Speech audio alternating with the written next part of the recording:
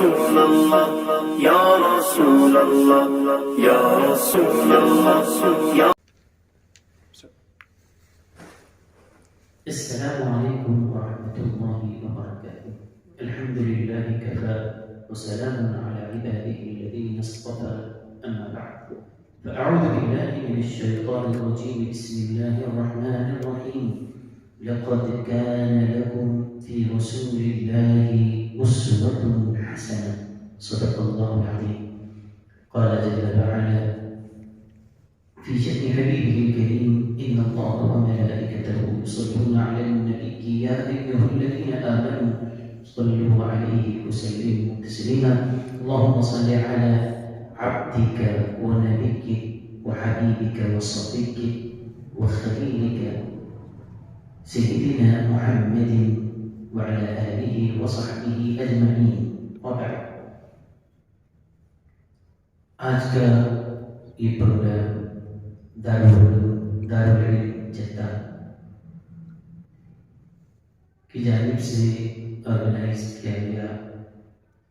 بزم طلباء قدیم و محبان جامعہ نظامیہ نے یہ ایک سلسلہ شروع کیا اور مختلف عنوانات پر نبی کریم صلی اللہ علیہ وسلم کی آمد پاک کے اس متبرک مہینے میں امت کی رہبری کے لیے سیرت پاک کے مختلف گوشوں کو انہوں نے موضوع بنایا تاکہ امت مسلمہ اپنے نبی کریم صلی اللہ علیہ وسلم سے اپنے رشتے کو مضبوط سے مضبوط تر بنائے.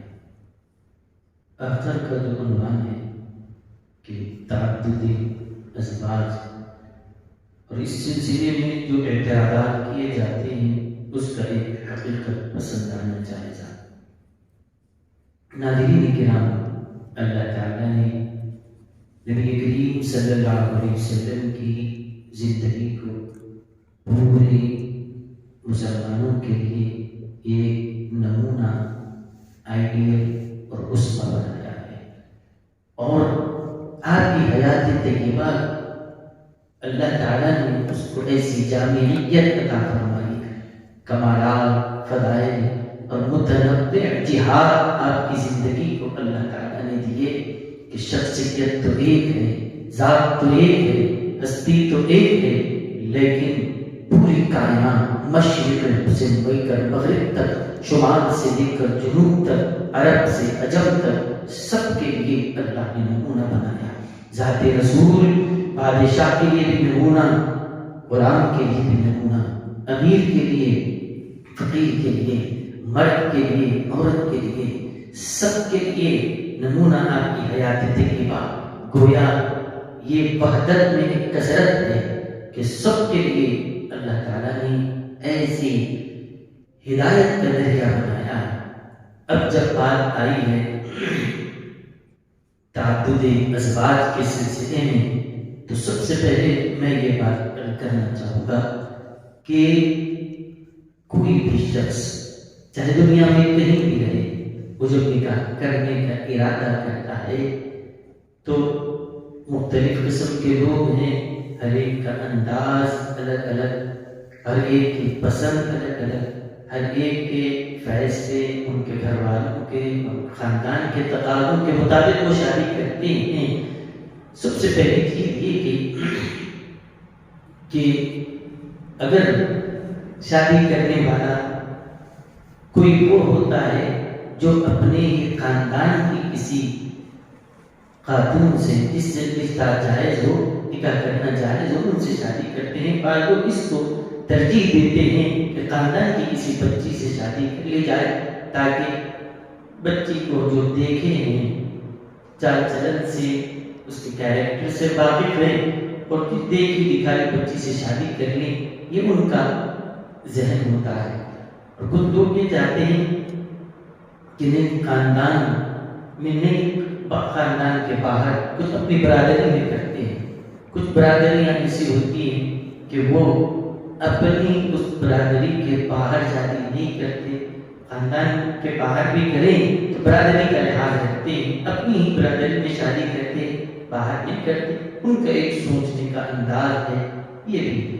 کچھ وہ لوگ ہیں جو خاندان میں بھی نہیں، برادری نہیں، بالکل غیروں میں، اجنبی لوگوں میں شادی کرنے کا ان کا ایک سوچنے کا انداز ہے. وہ کہتے ہیں خاندان ہی میں کریں گے تو خاندان اتنا ہی رہے گا. غیروں میں اگر شادی کی جائے خاندان وسیع ہوتا ہے. باہر والوں میں شادی کی خاندان پھیلتا رہتا ہے. ہماری بچی دوسرے خاندان میں جائے اور دوسرے خاندان کی بچی ہمارے گھر خاندان میں آئے، خاندان وسیع ہوتا جاتا ہے. تو اس طرح سے آپ اس کو شمار کریں. کچھ وہ لوگ ہیں جو اپنے خاندان میں کریں، کچھ وہ ہیں جو اپنی برادریوں میں کرنے کو ترجیح دیتے ہیں، کچھ وہ ہیں جو اجنبیوں میں رشتہ کرنے کو پسند کرتے ہیں. 3 قسم کے لوگ. اور پھر اس لحاظ سے اور آگے آپ دیکھیں، جو بھی آدمی شادی کر رہا ہے وہ ہو سکتا ہے کہ جس سے وہ شادی کر رہا ہو وہ ایج کے لحاظ سے، عمر کے لحاظ سے دلہا اور دلہن کی، عاقل اور عاقلہ کی عمر میں کچھ تفاوت ہو، کہ جس سے شادی کی جا رہی ہے ہو سکتا ہے کہ وہ لڑکی کی عمر لڑکے سے زیادہ ہو، یا پھر اس کے برابر ہم عمر ہو، یا اس سے کم عمر ہو. یہ تینوں بھی صورتیں ہو سکتی ہے کہ لڑکی کی عمر زیادہ ہو، یا لڑکی بالکل برابر کی ہو، یا کم عمر والی ہو. ایسا ہوتا ہے کبھی بڑی عمر کی عورت سے شادی، کبھی اپنے ہم عمر سے، کبھی اس سے کم عمر لڑکی کا.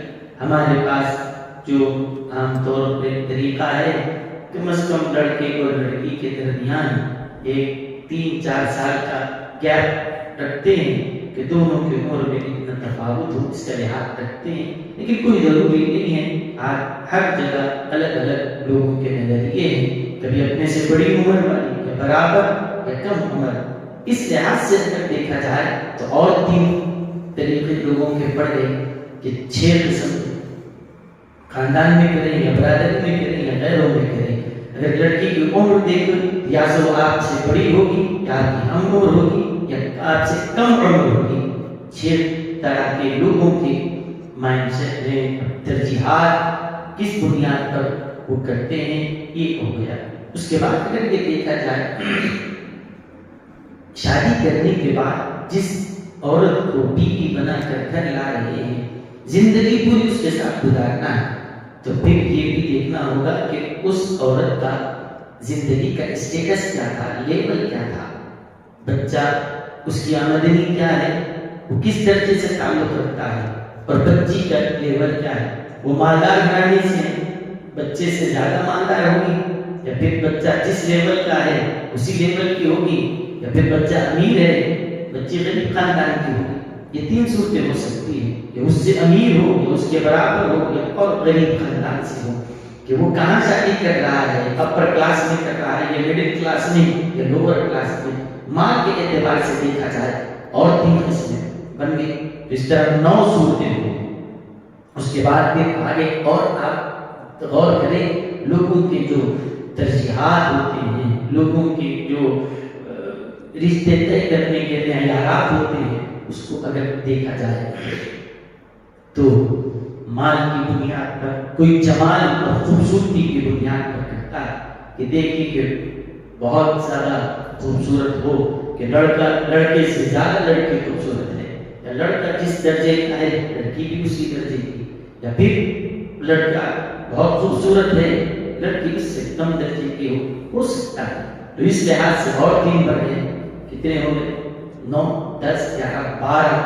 یہ قسمیں اور جہاد میں نے آپ کو بتائے. اس کے علاوہ بھی اور اگر دیکھا جائے تو اہم بات یہ ہے کہ جس سے شادی کی جا رہی ہے وہ لڑکی یا تو کماری ہوگی یا کوئی بیوہ ہوگی. یہ بھی تو ہوگا نا کہ وہ کماری ہے یا پھر پہلے سے شادی شدہ ہے، کسی کے نکاح میں رہ چکی ہے، یا بے مطلقہ ہوگی، یا بیوہ ہوگی، یا کماری ہوگی. اس لحاظ سے اگر دیکھا جائے تو پھر اور 3 بندے، یا تو کسی کی مطلقہ ہے، کسی نے طلاق دے دیا تھا، یا پھر شوہر کا انتقال ہو گیا وہ بیوہ ہے، یا پھر نہیں فرسٹ شادی ہے، اس کی فرسٹ میرج ہے تو یہ کماری ہے. تو اور 3 بڑھا لیجیے آپ. کتنے ہو گئے؟ 15 ہو گئے. اس کے بعد معراج کے اعتبار سے اگر دیکھا جائے تو کوئی عورت تیز مزاج ہو سکتی ہے، کوئی عورت بالکل نرم مزاج اخلاق والی ہو سکتی ہے. یہ جتنی جہتیں لوگوں کے تعین کرنے کی ہو سکتی ہے، پروردگار عالم اپنے حبیب کریم صلی اللہ علیہ وسلم سے ارشاد فرماتا ہے مصطفیٰ یہ آپ کی امت ہے، مشرق و مغرب میں یہ پھیلے ہوئے آپ کے غلام ہیں.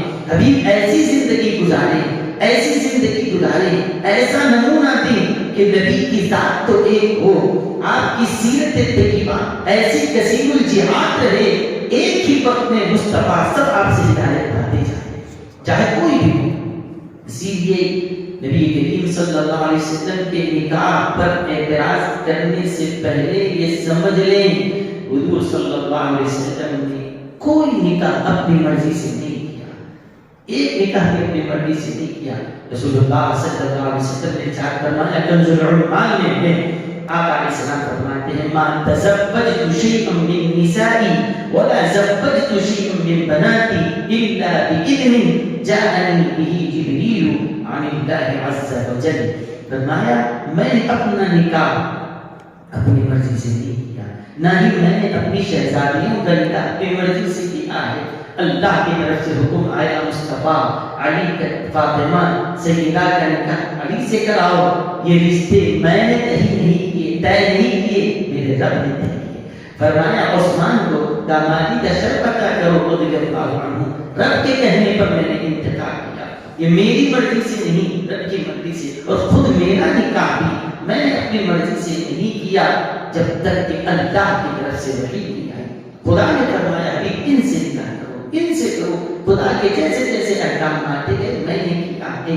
ارے وہ نبی اب جن کے لیے اللہ کو فرماتا ہے وما ينطق عن الهوى، یہ ہمارا نبی تو وہ ہے جو اپنی خواہش اور مرضی سے بات تک نہیں کرتے، تو کیا اپنے لیے کسی شریک حیات کا انتخاب اللہ کے حکم کے بغیر کریں گے؟ نہیں، ان کا عمل بھی ہمارے حکم کے تابع ہے اور ان کی بات بھی ہمارے حکم کے تابع ہے. تو آپ کا عمل خدا کے حکم پر ہے. اب جب خدا نے حکم دیا ہے، دین گھستا ہے، قانون گھستا ہے، وہ چاہے تو لمٹ جہاں تک چاہے بڑھائے، جہاں تک چاہے گنجائش رکھے. یہ خدا کا قانون ہے، جس طرح اللہ تعالیٰ چاہے اجازت عطا فرمائے. اب دیکھیں اللہ تعالیٰ اپنے حبیب سے ارشاد فرماتا ہے حبیب یہ آپ کی جو امتی ہیں مختلف ان کو اور جب ان کی شادیاں ہوگی مختلف قسم کی عورتوں سے ان کا سابقہ پڑے گا. مصطفیٰ ایسی زندگی ان کو عطا فرمائے، سیرت میں ایسا نمونہ چھوڑ کے جائیں تو سب کے لیے رہبری ہو. اللہ کی طرف سے حکم آتا ہے حبیب حضرت خدیجہ سے نکاح کر لو، تاکہ آپ کی امت میں اگر کوئی شخص کسی امیر خاتون سے نکاح کرے گا تو مصطفیٰ وہ امیر عورت کو لا کر اپنی بیوی بنا کر وہ کیسے زندگی گزار سکے گا. تو آپ ذرا خدیجہ سے نکاح فرمائیں اور ان کو اپنے گھر میں لائے اور زندگی گزار کر بتا دیں، تاکہ لوگوں کو پتا چلے کوئی امیر گھر کی عورت تمہارے گھر میں بیوی بن کر آئے، سلیقہ زندگی گزارنے کا کیا ہو. مصطفیٰ ان کو آپ کی سنت کے ذریعے آپ کے طریقے سے پتا چلے. فرمایا کہ خدیجہ سے نکاح ہوگا رضی اللہ عنہا تو کیا ہوگا، لوگوں کو پتا چلے کہ اپنے سے زیادہ عمر والی عورت سے اگر نکاح ہو جائے. آپ کی عمر 25 سال، حضرت سیدہ خدیجہ کی عمر 40 سال. 25 سالہ نوجوان اگر 40 سالہ عمر کی خاتون سے نکاح کرے، ایج کا اتنا گیپ بیچ میں ہے، کیسے ایڈجسٹمنٹ ہو سکتا ہے. مصطفیٰ کی عمر کے تفاوت کے باوجود اگر عمدگی کے ساتھ زندگی کوئی گزارنا چاہے گزار سکتا ہے، لیکن وہ بیچارے کیسے گزارے. ابھی آپ نمونہ ان کو دے دیجیے، آپ سے خدیجہ سے نکاح کر لو تاکہ ایک 25 سالہ نوجوان 40 سالہ عورت کے ساتھ نکاح کر کے زندگی کیسے گزار سکتا ہے. ابھی ایک نمونہ ان کو بھی مل جائے. جو بڑی عمر والے خاتون سے نکاح کر کے تو آپ نے ایک طریقہ بتا دیا. ابھی ذرا حضرت ابو بکر کی صاحبزادی حضرت عائشہ سے نکاح فرمانے، یہ کم عمر ہے تاکہ لوگ جہاں یہ دیکھیں بڑی عمر کی عورت اگر بیوی بن کے آئے تو زندگی کیسے گزاری جائے، اور اپنے سے کم عمر اگر بیوی رہو اس کے ساتھ معاملات کیسے ہوں، زندگی کیسے گزارے، نبھانا کیسے جاتا ہے، مصطفیٰ ان کو بھی طریقہ بتا دیں۔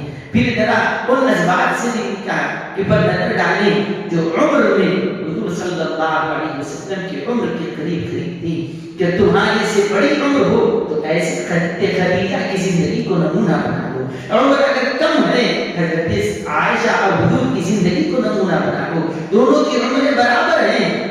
یہ دیگر ازواج مطہرات کی زندگیوں کو دیکھ لو، امیر خاتون کو بھی دیکھو، سیدہ خدیجہ کے ساتھ کیسے نبھاؤ ہوا۔ پھر یہ بھی دیکھو خاندان میں اگر کوئی نکاح کرتے ہیں تو دیکھو اسی خاندان قریش سے حضور صلی اللہ علیہ وسلم نے نکاح کروایا۔ حضرت خدیجہ قریش سے ہیں، حضرت حفصہ قریش سے ہیں، حضرت یہ حضور صلی اللہ علیہ وسلم کا نسب مبارک اور حضرت عمر بن خطاب کا نسب مبارک اوپر جا کر ایک ہو جاتا ہے، حضرت ابوبکر کا نسب حضور کا نسب اوپر جا کر ایک ہو جاتا ہے، ایک ہی خاندان حضرت کعب سے جا کر اوپر سے ساتھ میں حضور کے جد اعلیٰ ہیں، وہاں سے نسب ایک ہو جاتا ہے۔ فرمایا خاندان میں کرنے والوں، ہم مصطفیٰ کو فرماتے ہیں حبیب ذرا خاندان کی عورتوں سے بھی نکاح کرو تاکہ لوگوں کو طریقہ ملے کہ خاندان کی عورتوں کے ساتھ کیسے نبھاؤ ہو سکتا ہے۔ خاندان کے باہر ذرا برادری میں بھی شادی دے، برادری میں شادی ہوگی تو یہ نمونہ بھی آپ کا امت کے لیے رہبری کرتا رہے گا۔ پھر خاندان کے باہر اجنبی لوگوں میں بھی آپ نے شادی کی تاکہ وہ طریقہ بھی امت کو معلوم ہو جائے۔ پھر اس کے علاوہ حضور صلی اللہ علیہ وسلم نے یہ بھی کر کے دکھایا کیا کہ حضرت صفیہ رضی اللہ عنہا سے نکاح فرمایا۔ یہ کہاں سے تھی؟ یہ باہر سے تھی۔ کیسے نکاح ہوا انشاءاللہ آگے میں عرض کر رہا ہوں۔ تو یہ اللہ کی طرف سے حکم آتا ہے کہ حبیب اس طرح سے آپ زندگی گزاریں، اس طرح سے جتنے آپ کے امتی آئیں گے ہر ایک کی زندگی ایک جیسی نہیں ہوگی، ہر ایک کی بیویاں ایک جیسی نہیں ہوگی۔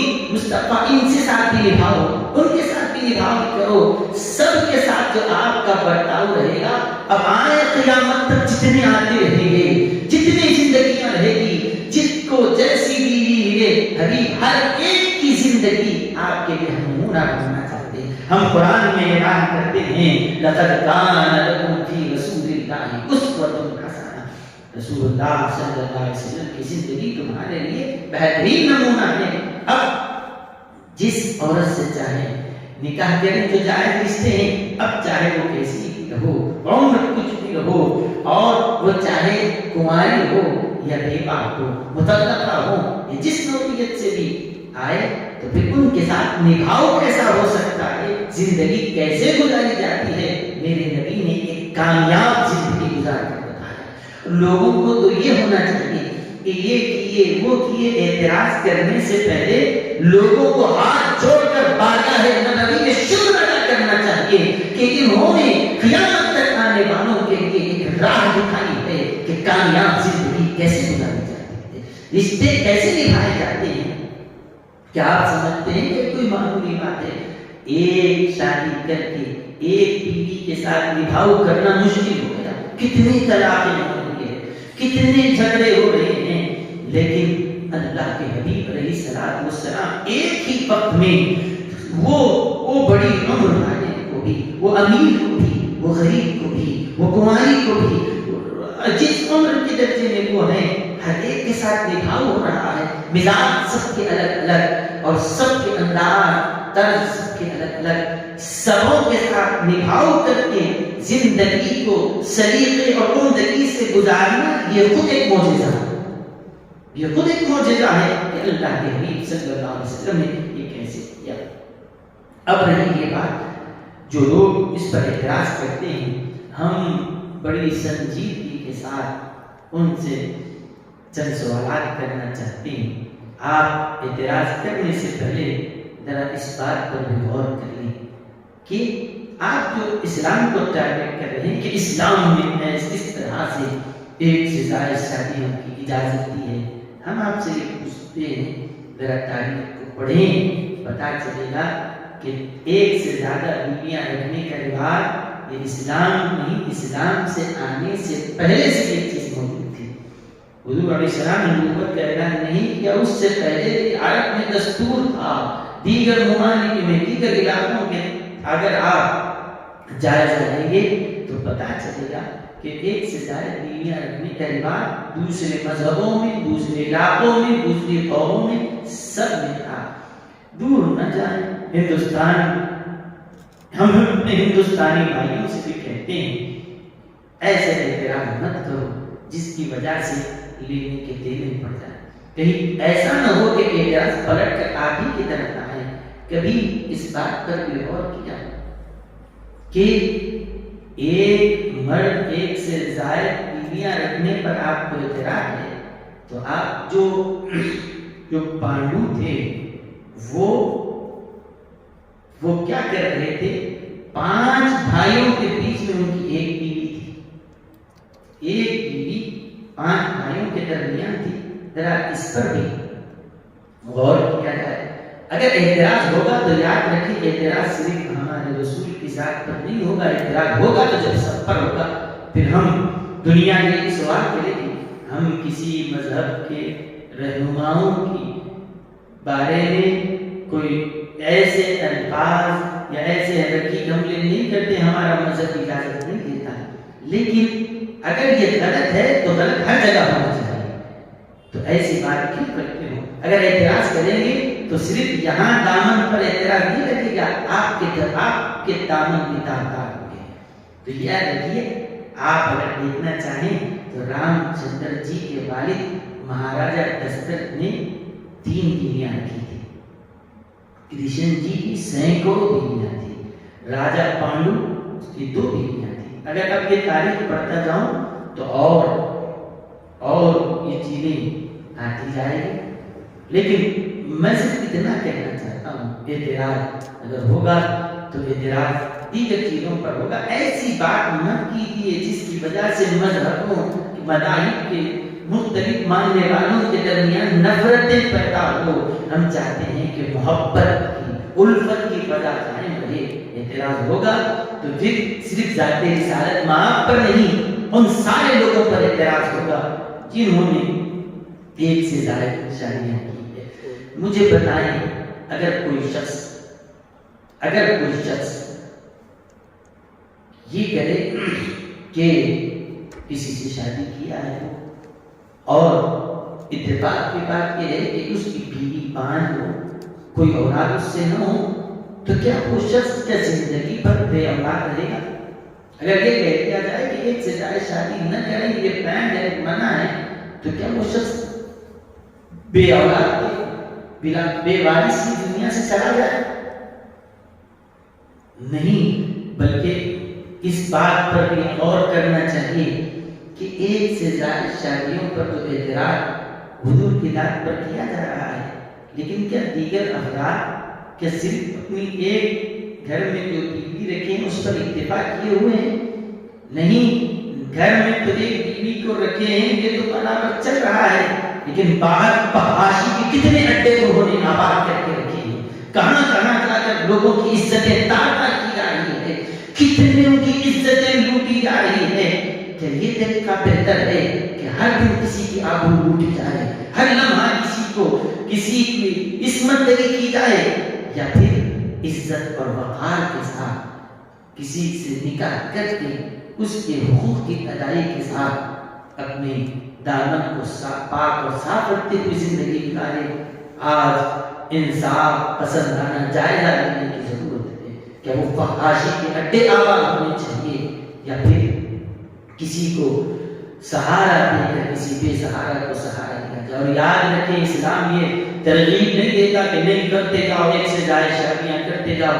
یہ کہا کہ کنڈیشنز ہیں، شرائط ہیں، کہ یہ حقوق ہیں، یہ شرائط کے ساتھ یہ اس کی تکمیل ہو، عدل و انصاف ہو سکتا ہے، برابری اور مساوات کے ساتھ زندگی گزاری جا سکتی ہے، تو اجازت ہے۔ لیکن کہا گیا خبردار فَإِن خِفْتُمْ أَلَّا تَعْدِلُوا فَوَاحِدَةً، اگر انصاف نہیں کر سکتے، خوف ہے، تو پھر ایک پر اتفاق کرو، ایک سے زائد کرنے کی اجازت نہیں ہے۔ ہاں، ذرا اس تاریخ کو بھی اپنے سامنے لائیں. مدینہ منورہ کی ایک مختصر سی آبادی ہے. اب وہاں پر حملہ ہوا احد میں، احد کا معرکہ ہوا، تو ایک چھوٹی سی آبادی سے جو لوگ جا کر وہاں شریک ہوئے 70 صحابہ اس میں شریک ہوئے. اب بتائیں ایک چھوٹی سی آبادی میں اگر 70 مرد اس آبادی کے شہید ہو جائیں تو ظاہر سی بات ہے 70 عورتیں بیوہ ہو گئی، کتنے یتیم اس علاقے میں نہیں ہو گئے. اب بتاؤ ایک لخت ایک ہی معرکے کے اندر ایک چھوٹی سی آبادی کے 70 آدمی شہید ہو جائیں تو 70 گھروں میں بیوائیں ہیں. کیا ان بیواؤں کو ویسے ہی بے سہارا چھوڑ دیا جائے؟ کیا ان یتیموں کو ایسے ہی تڑپتے اور فقر و فاقے کے حوالے کر کے چھوڑ دیا جائے؟ نہیں، اسلام کہتا ہے وہ تو آدمی جو شہید ہوا ہے اس کی عورت بیوہ ہے، عزت اور وقار کے ساتھ شادی کر کے سہارا دے کر اس عورت بیوہ کا بھی ہم سہارا بنے.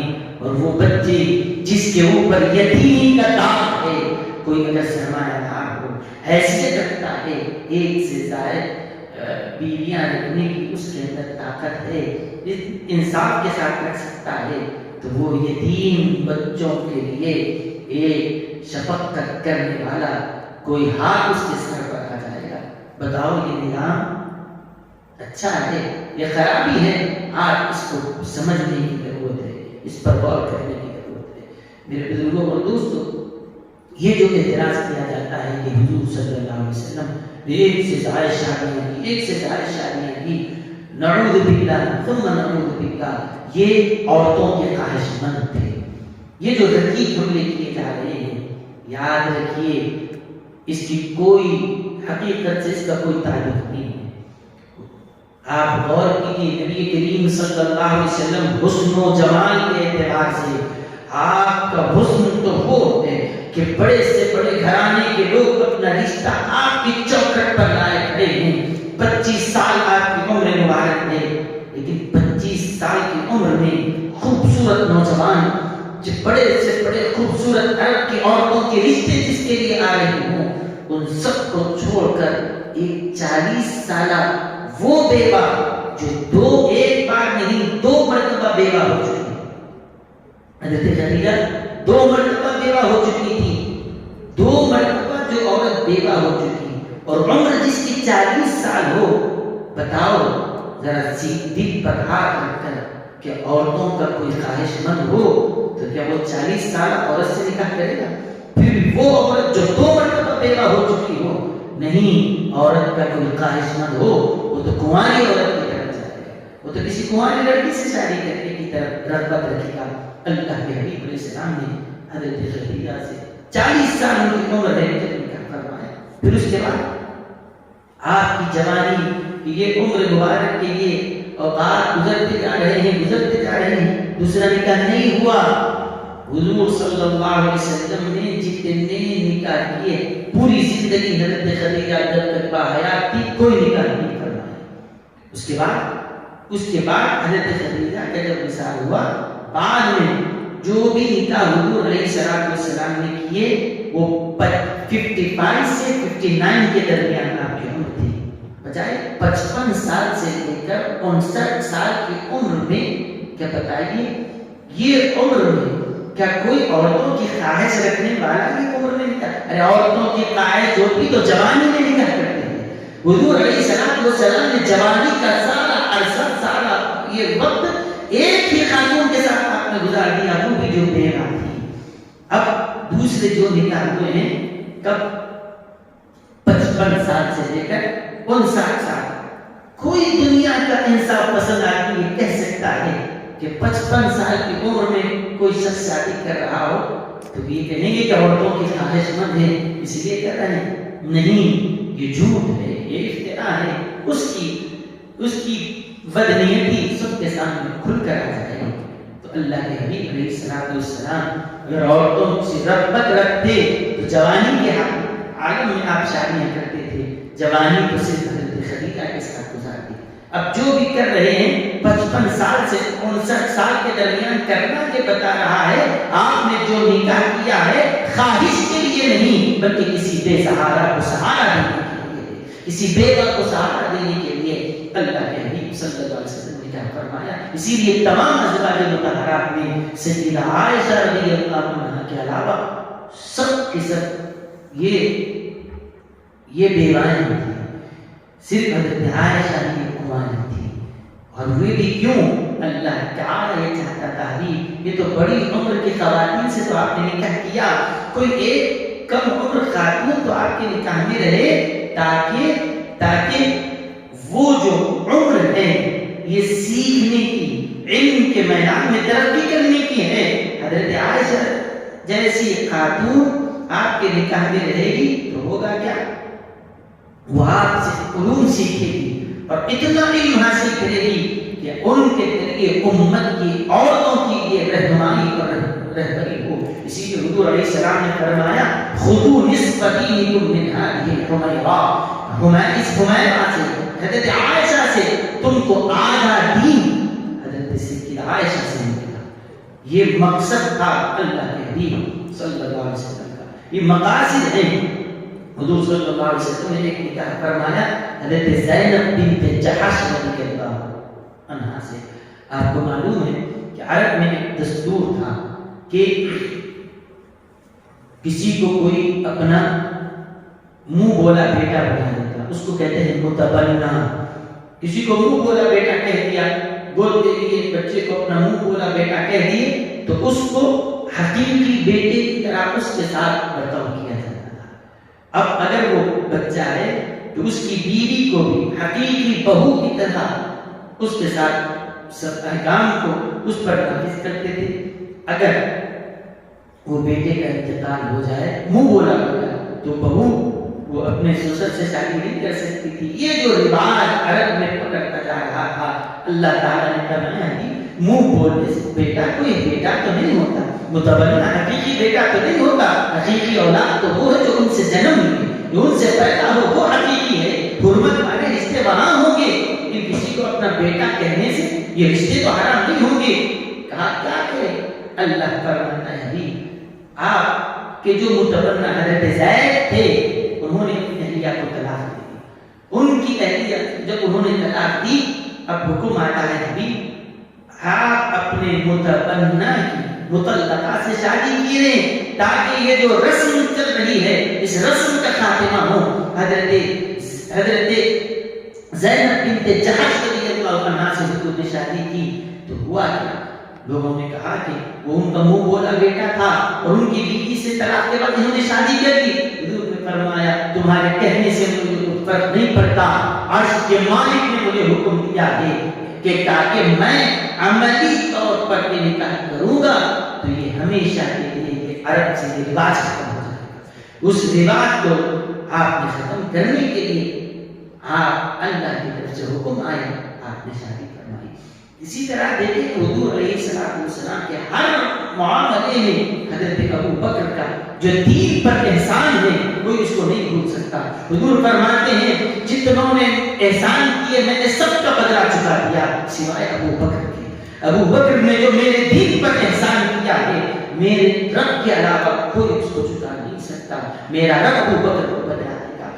اسلام کے اس محسن کے لیے حضور نے کہا ہر وقت اپنی جان اپنا مال لٹانے کے لیے ابو بکر اتنا اسلام کے لیے کیا، کچھ میں بھی ان کے لیے کروں، کچھ احسان ان پر بھی کیا جائے۔ حضرت ابو بکر نے اسلام پر احسان کیا، میرے نبی نے حضرت ابو بکر کے خاندان پہ احسان کیا، حضرت عائشہ سے نکاح فرمایا تاکہ پورے خاندان صدیقی پر میرے نبی نے احسان فرمایا۔ اگر حضرت ابو بکر نے اسلام پر احسان کیا ہے نبی نے اس کا بدلہ اس انداز میں دے دیا کہ حضرت ابو بکر کی بیٹی کو اپنی زوجیت میں قبول فرمایا، یہ شرف ان کو دیا۔ حضرت عمر صبح سے شام تک، شام سے صبح تک اسلام کی فکر میں رہے۔ ان کی بیٹی حضرت حفصہ کا نکاح ہوا، اس کے بعد وہ بیوہ ہو گئی۔ ظاہر سی بات ہے ایک والد یہ سامنے دیکھے کہ ان کی بیٹی بیوہ ہو چکی ہے، بتاؤ والد کو فکر ہوگی یا نہیں ہوگی؟ حضرت عمر فکر مند ہے کہ میری بیٹی بیوہ ہو چکی کیا کروں، فکر میں تھے کہ بیٹی بیوہ میری بیٹی بیوہ ہوگی. حضور نے بلا کر فرمایا عمر اپنی بیٹی کے بارے میں فکر نہ کرو, اگر تمہاری بیٹی بیوہ ہے تو عمر تم نے اسلام پر بڑا احسان کیا ہے. اس احسان کا بدلہ یہ ہے کہ حفصہ سے میں تو شادی کرتا ہوں, میں اپنی مرضی سے نہیں, میرے رب کا حکم ہوگا. تو یہ جو احسانات ان کے اسلام پر تھے ان ہستیوں کے, حضور نے ایک ایسا بدلہ دے دیا. حضرت ابو بکر کو ان کی بیٹی سے نکاح کروایا, حضرت عمر ان کی بیٹی سے نکاح کروایا.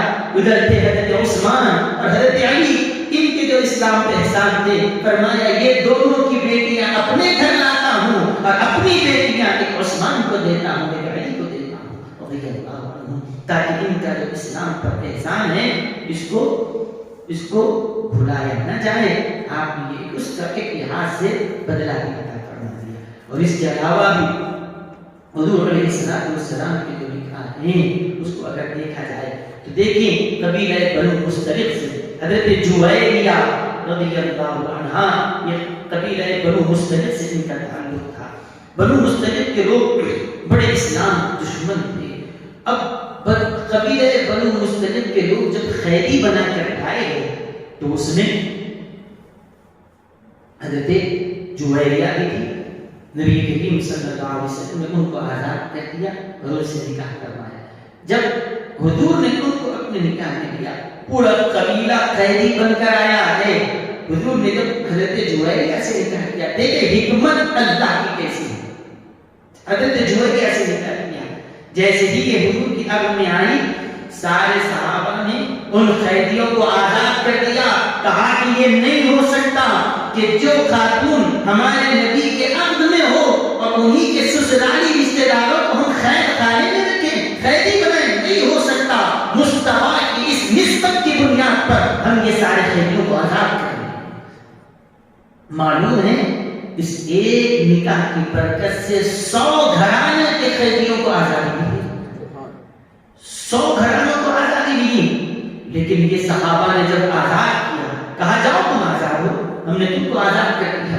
اب وہ جانے تھے کیا نہیں, قیدی کو کہتے کہ تو آزاد ہے تو کیا کرے گا, جائے گا خوشی خوشی.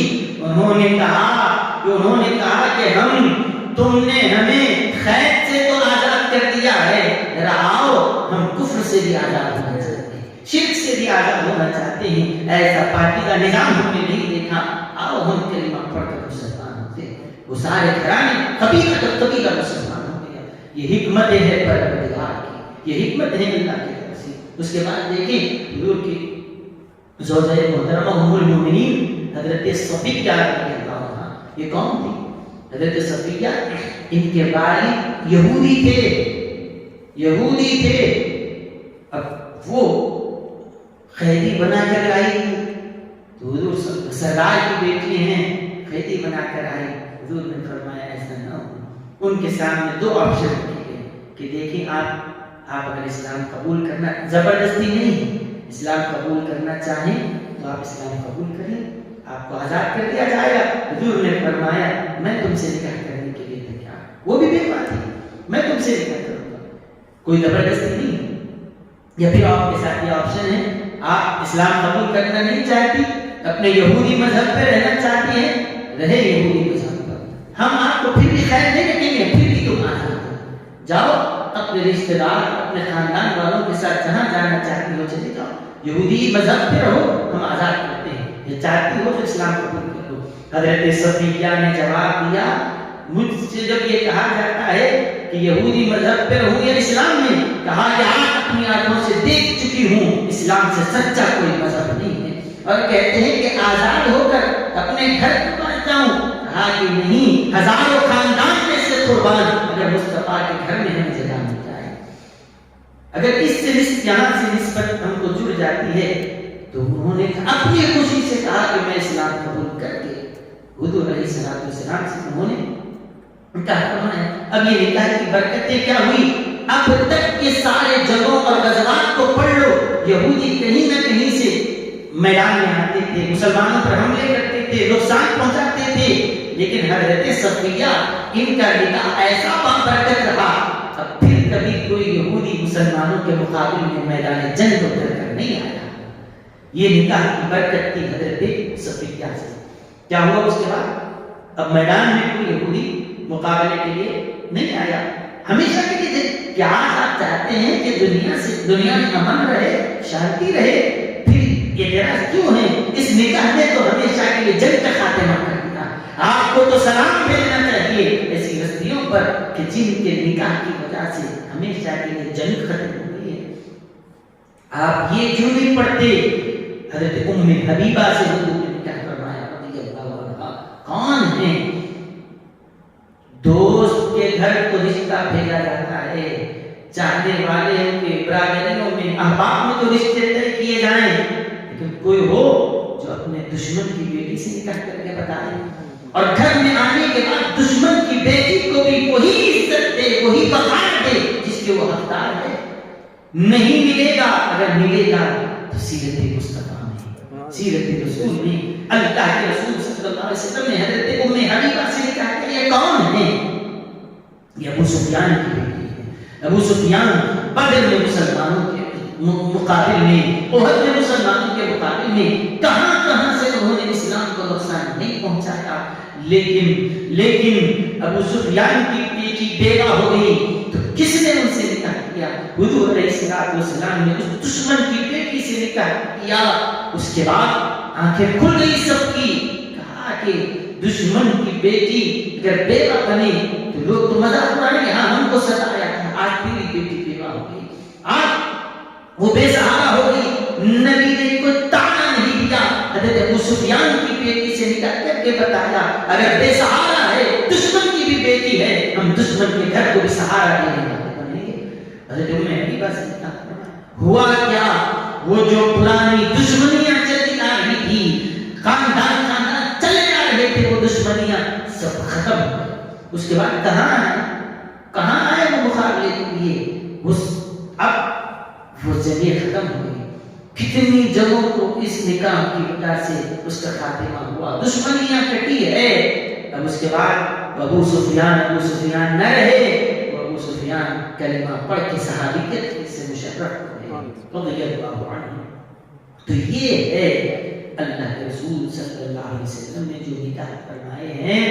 اگر حقیقت کی نگاہ سے اس کو پڑھ کر لوگ دیکھیں گے تو کہیں گے نبی کا کوئی عمل حکمت سے خالی نہیں ہے کہ انہوں نے تو ہمیں زندگی گزارنے کا سلیقہ سکھایا ہے. ہر کوئی یہی کہے گا، سر جھکا کر کہے گا، ہاتھ باندھ کر کہے گا سلام ہو اس رسول پر، کروڑوں رحمتیں نازل ہو اس رسول کی بارگاہ میں کہ جس نے ہمیں رشتے نبھانا سکھایا ہے کہ کس خاتون کے ساتھ کیسے رشتہ نبھایا جائے، کیسے اس کے ساتھ زندگی بتائی جائے. آج ان حقائق کو سامنے لانے کی ضرورت ہے. اگر دنیا ان حقیقتوں کو کے قریب آئے گی، حقیقتوں کو جانے گی، میں یہ سمجھتا ہوں کسی دل میں نفرت نہیں ہوگی. ہر دل سے یہی صدا آئے گی کہ ہمارے نبی کی زندگی یہ اسوۃ حسنہ ہے، اسوۃ حسنہ ہے، اسوۃ حسنہ ہے. اللہ تعالیٰ حضور علیہ السلام کی سیرت طیبہ پر ہمیں عمل پیدا ہونے کی توفیق عطا فرمائے. آپ کی سیرت کا اجالا ہماری زندگیوں میں عطا فرمائے. اور جو پروگرام جو آرگنائز کیا ہے دارالعلوم جدہ، طلبہ قدیم جامعہ نظامیہ، محبان جامعہ نظامیہ، اللہ ان سب کی کاوشوں کو ثمرآور بنائے، اپنی بارگاہ سے جزائے خیر دے. واخر دعوانا ان الحمد للہ